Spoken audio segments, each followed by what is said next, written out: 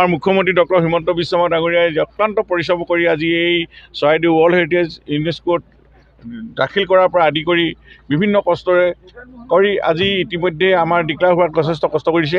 গতিকে আজি আৰ্কিঅলজি ডিপাৰ্টমেণ্টকে আদি কৰি বিভিন্ন জিলা প্ৰশাসন ইয়াত জড়িত সকলোকে আমি এই সময়ত কৃতজ্ঞতা জনাইছোঁ। চৰাইদেউ মৈদামে আজি প্ৰাণ পাইছে। আজি ইয়াক বিশ্ব দৰবাৰত আজি প্ৰতিষ্ঠা হৈছে এই মৈদামথলী।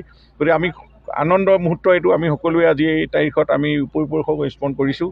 আজি পুলিং পথাৰসকল ৰজা মহাৰাজাসকল যিসকলৰ মৈদাম আছে ইয়াত প্ৰায় 42টাকৈ মৈদাম আজি বিশ্ব দৰবাৰত প্ৰতিষ্ঠা হৈছে। গতিকে এইটো কথা আজি গোটেই অসমৰ কাৰণে এইটো গৌৰৱৰ কথা আৰু ভাৰতবৰ্ষৰ কাৰণে গৌৰৱৰ কথা। গতিকে আজি আমি খুব ইয়াত চাকি বন্তি জ্বলাই আমি সকলো গোট খাইছোঁ। ইয়াতে আজি অকণমান আনন্দ উল্লাস কৰা সময়ত আমি সকলোৱে এই বিষয়টো আজি বিশ্ব দৰবাৰত প্ৰতিষ্ঠা কৰা এই মুহূৰ্তটো আমাৰ কাৰণে বিৰল মুহূৰ্ত।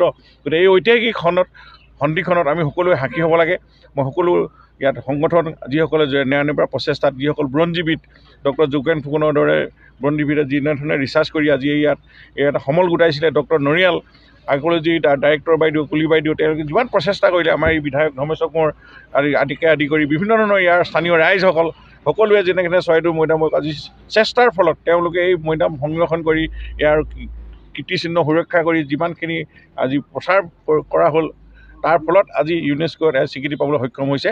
গতিকে এই বিৰল মুহূৰ্তত আমি সকলোকে আজি আমি চাকি বন্তি জ্বলাই আমি পৰিৱেশক স্মৰণ কৰিম, ৰাইজৰ লগত মত বিনিময় ফূৰ্তি কৰিম। এইটো ফূৰ্তি দিন, আজি আনন্দৰ দিন, গৌৰৱৰ দিন।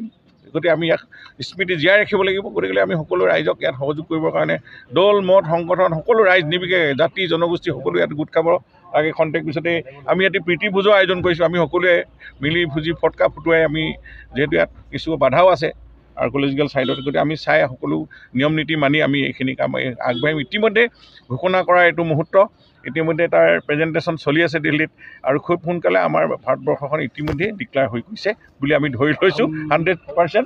গতিকে আমাৰ ডিক্লেয়াৰ হৈ গৈছে। গতিকে এতিয়া আমাৰ এতিয়া ফূৰ্তি কৰি আমি সকলো কাম আগবাঢ়ি সকলোৱে ফোন কৰি আছে যে কিমান আজি গাহৰি মাংস খোৱা, গাহৰি মাংস ৰাইজে যিমান গোট খায় যিমান খায় আৰু খোৱাটোনো কি ফূৰ্তি।